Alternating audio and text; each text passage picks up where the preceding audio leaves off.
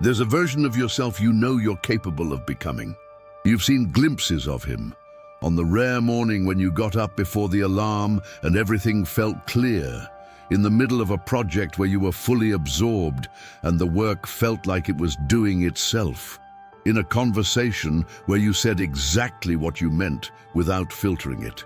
Those moments aren't fantasy, they're data. They're showing you who you are underneath the accumulated compromises of the last several years.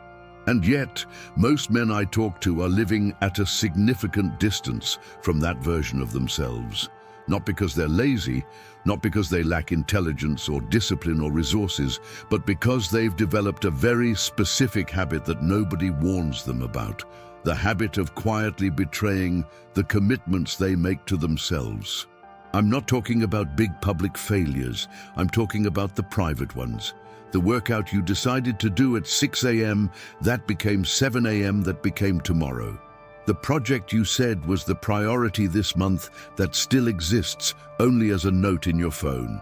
The conversation you know you need to have that you've been postponing for 3 weeks. The version of your day that you planned on Sunday that bears almost no resemblance to what actually happened by Wednesday. These aren't isolated failures. They're a pattern. And the pattern has a cost that most men never calculate, because the cost isn't visible in any single instance. The cost is trust, specifically the trust that your word has value, even to yourself. James knew this cost better than most. He's 29, works in marketing, lives in Atlanta. By his own description, he's someone who has a lot of ideas and executes on very few of them. He's tried several systems, morning routines, accountability apps, journaling, themed days, time blocking. Each one worked for a while and then didn't. Not because the systems were bad, because underneath all the systems was a relationship with himself that had quietly eroded to the point where a commitment to himself carried almost no weight. When James said, "I'm going to do this," some part of him already knew that there was a significant chance he wouldn't. That knowledge made the commitment lighter before it started, and a commitment made without full belief in its own validity is already compromised. This is what self-betrayal does over time. It degrades the internal credibility of your commitments until making them feels like a formality rather than a real act of will. And once that degradation has happened, no new system will fix it. Because the problem isn't the system. The problem is that the person using the system doesn't fully believe the system will hold. Carl Jung wrote about the shadow, the parts of ourselves we push into the unconscious because they don't fit the image we've constructed of who we are. One of the most common shadow elements for ambitious men is the part that knows they're not fully showing up, that the effort is partial, that the version they're presenting to the world, to their goals, sometimes to themselves, is edited, softened, compromised. The shadow doesn't announce itself. It shows up as chronic dissatisfaction, as the feeling that you're always slightly behind where you should be, as the restlessness that doesn't respond to rest. The silent war isn't between you and your goals.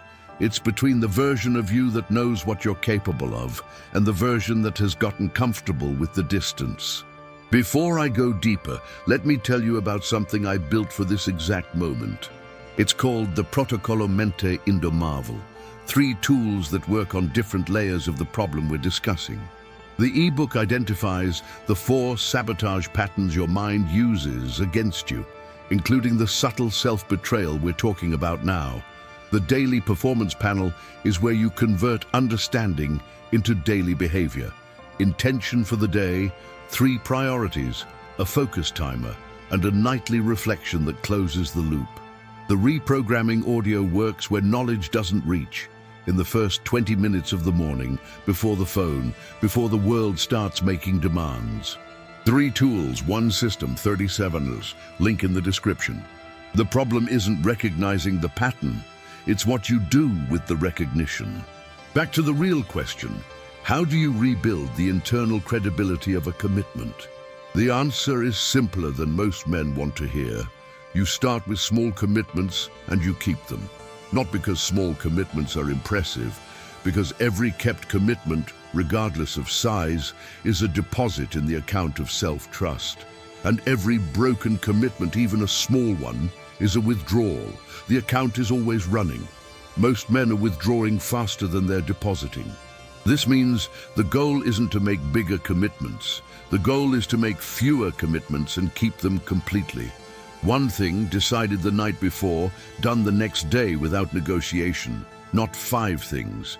Not a morning routine with 11 steps. One thing, kept. Then one more thing, kept. This sounds almost offensively simple, and I want to be direct about why men resist it. Because it requires you to stop hiding behind complexity. A 30-day transformation plan is easy to talk about. It's also easy to partially fail and walk away from with the explanation that it was too much, I need a better system. One kept commitment daily is impossible to partially fail. Either you kept it or you didn't. And that binary accountability is uncomfortable for anyone whose relationship with themselves has been softened by years of renegotiation. James tried this for 4 weeks, 1 thing per day, chosen the night before. Non-negotiable, he chose deliberately small things, things that felt almost trivially easy. 15 minutes of a specific project, 1 email he'd been avoiding, 5 minutes of the thing he kept saying he'd start.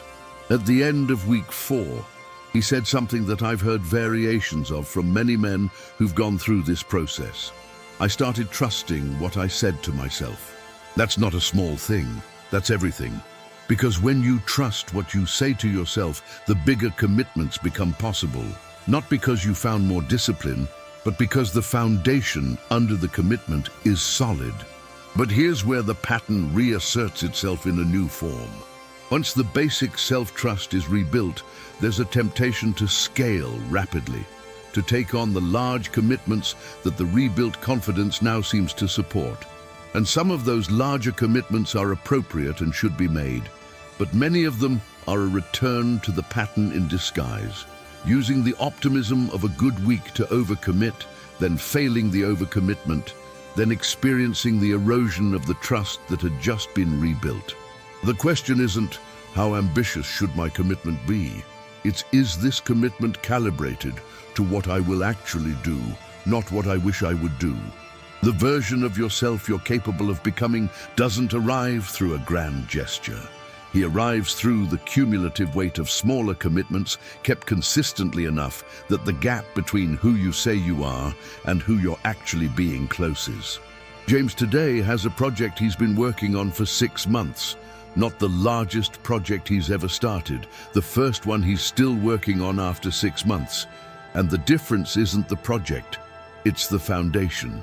There's something I want you to sit with before you close this video. You know which commitments you've been breaking, not in a general sense, specifically. The 6 a.m. that became 9 a.m., the project that exists only in a note, the conversation that keeps getting postponed. You know.